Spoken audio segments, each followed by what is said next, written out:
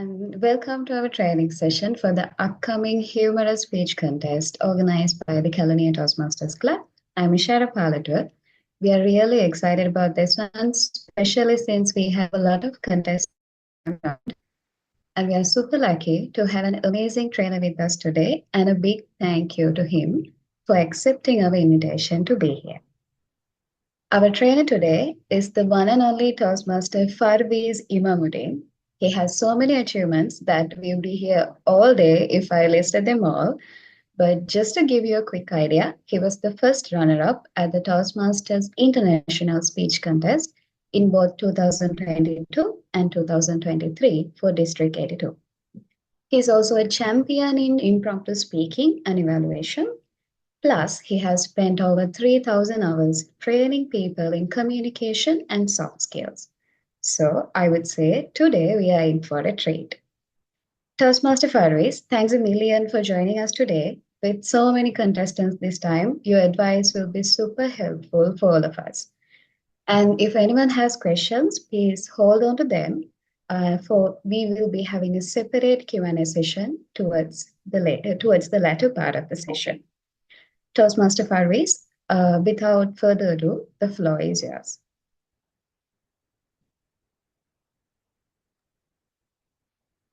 Hi, good evening. I hope I'm clear, audible, and visible as well, right? Okay, so since this is a virtual session, even if it was not a virtual session, I would like to keep this as a casual chat that we would like to have, right? So let's be interactive, let's be vocal, and let's have a chat. That's what this session is all about. So to begin with, so we are again heading towards another very exciting season of humorous speech contests.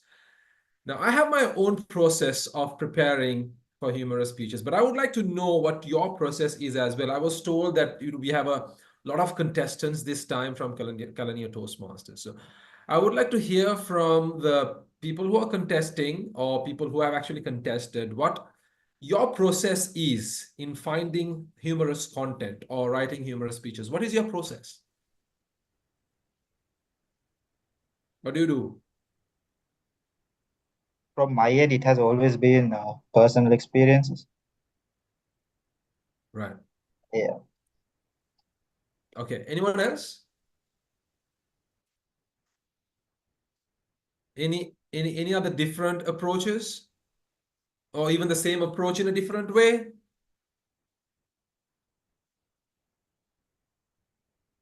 Anyone else? Come on, we have a lot of contestants, right? I think Maybe Chamber unmuted his. yeah, personal experience, some kind of an embarrassing experience that I faced. Okay.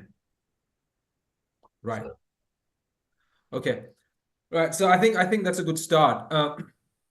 Because my approach is something that is quite popular because Charlie Chaplin once said, life is a tragedy in close-up and a comedy in long shot, right? Life is a tragedy in close-up and comedy in long shot.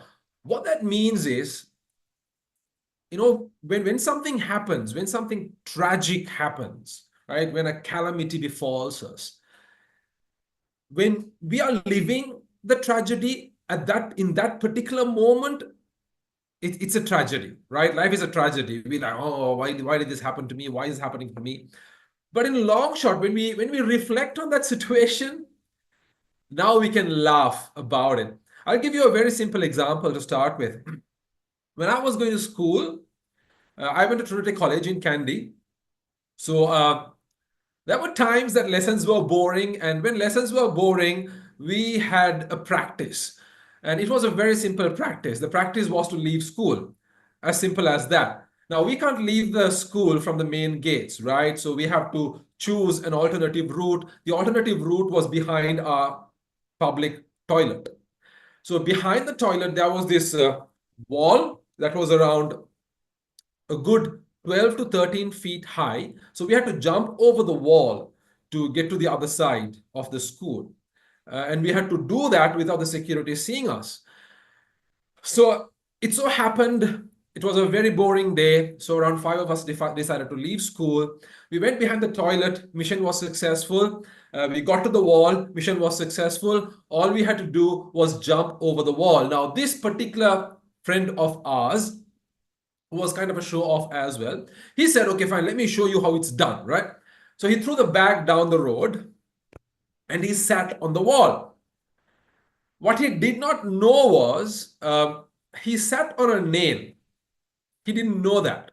He didn't know that. He sat on a nail that was half driven on the wall.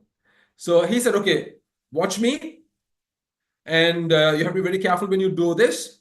And don't think twice, just jump as soon as possible. And then he jumped. Because his pants were hooked onto the nail, you know what happened? He jumped and his pants tore. There was a huge hole.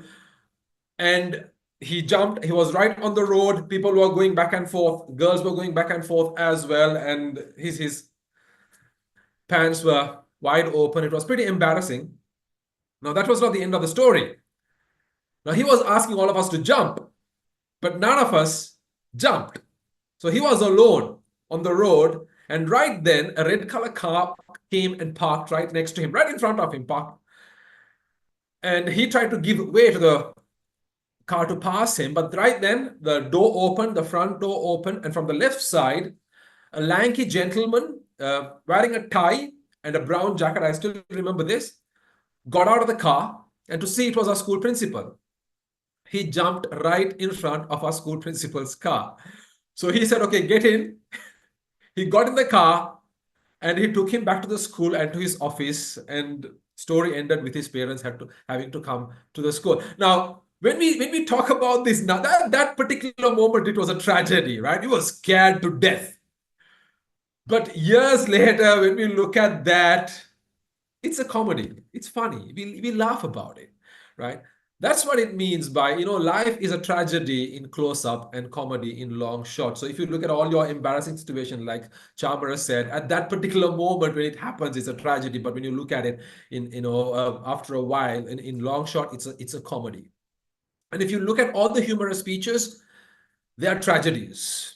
They are tragedies. Some to a great, I mean, there's a continuum, right? Some great tragedies, some not so great, but they're all tragedies nevertheless. So if you look at this one speech, there's this one speech which says, you have to, I can't face the problem because my face is the problem. That is his speech title, right? And if you listen to Katani's speech, it's a tragedy that happened inside the flight.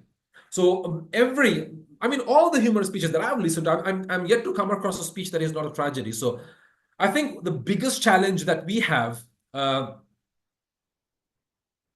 oops. The biggest problem, I'm wearing my Bluetooth and it's getting disconnected. Bear with me a minute. So the biggest problem that we have when it comes to contests, I believe, is finding content. Am I right? Is anyone is there anyone who does not find content a challenge?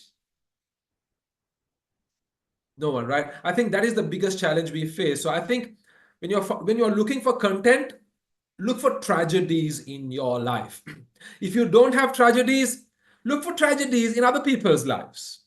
And you can make it your own tragedy, or you can tell it as it is. If you can develop your storytelling skills. So rule number one, when you're finding content, look for tragedy, the easiest way around to write humorous speeches. So what I'm going to do now is I'm going to play my contest speech, because this session is going to revolve around my contest speech, and I'm going to take you through the process of my this year's contest 2024, what happened and how I wrote it.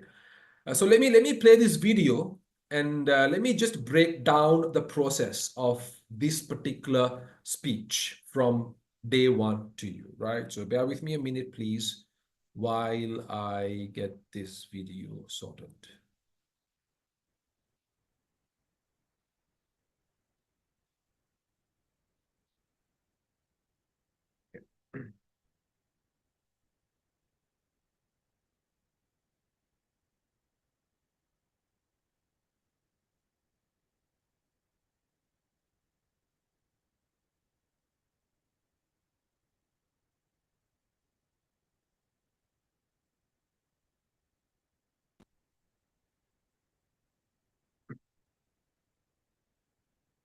Please let me know if this is audible to all of you. You might have to wear your headphones, or I don't know if your computer has good audio quality, that's fine. But is it clear?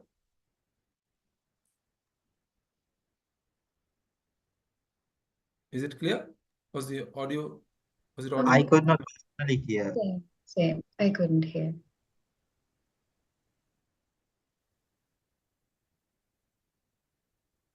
Contestant number 1.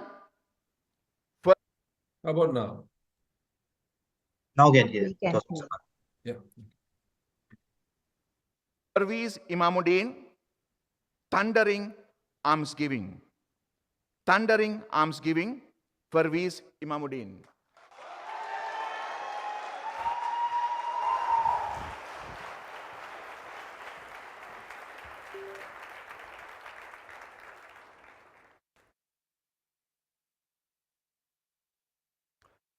Life is the school we never go to, but the best lessons come out of it.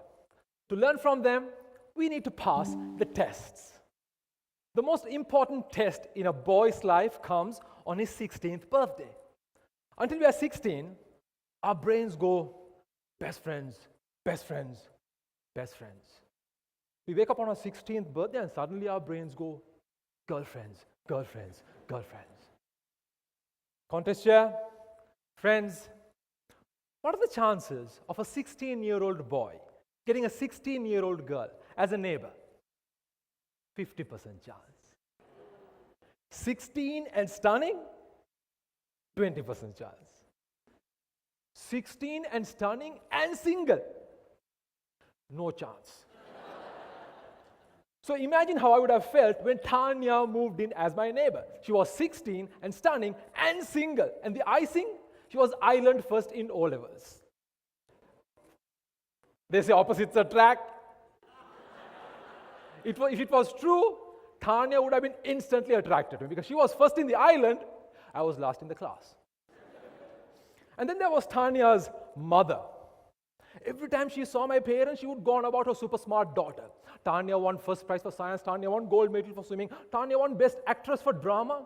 And all my poor parents had to say was turn to me and say just one letter of the alphabet. See? So determined to prove myself and win Tanya's heart, I turned to my best friend, Khanna. And Khanna said, dude, girls love dogs. So use Bullet. Now Bullet was my bulldog. Well, I have my doubts because dogs are intelligent. Now Bullet was more of a bull than a dog. I told him my plan and he shook his head as if to say, boss, all is well. So confidently, I kept practicing what I should be telling Tanya. Hi, Bullet ran into your garden. I think he likes you. Hi, Bullet ran into your garden. I think he likes you. Hi, Bullet ran into your garden. I think he likes you. Finally, the day arrived. Bullet ran into Tanya's garden. I ran behind Bullet and pressed the doorbell. The door opened. And there she was, Tanya's mother. It was like when you order burger with fries, they serve you roast pawn with pole sambal. I panicked. And I said, Auntie, Bullet ran into your garden. I think he is like you.